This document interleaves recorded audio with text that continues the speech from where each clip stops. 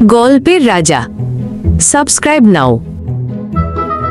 দোস্ত, ভাবতে পারিস আমরা সত্যি সত্যি অ্যামাজন জঙ্গলের ভেতরে দাঁড়িয়ে আছি। হ্যাঁ রে, চারদিকে শুধু গাছ, লতাগুল্ম আর অদ্ভুত আওয়াজ। মনে হচ্ছে যেন অন্য এক দুনিয়ায় চলে এসেছি। দেখ, ওই যে গাছটার ডালে টুকান পাখি বসে আছে, কি রঙিন পাখি! বাহ, আর ওই নদীর ধারে কেমন বড় সড়ো কুমিরটা শুয়ে আছে দেখ। সাবধানে থাকবি কিন্তু। আচ্ছা জানিস, অ্যামাজন নদীর পানির নিচে নাকি পিরানহা মাছ থাকে, খুবই হিংস্র। ওরে বাবা, তাহলে একেবারে নদীতে নামা চলবে না। শোন, জঙ্গলের গভীরে গেলে হয়তো জাগুয়ারও দেখতে পারবো। জাগুয়ার? আরে ভাই, সেগুলো কিন্তু খুব ভয়ঙ্কর।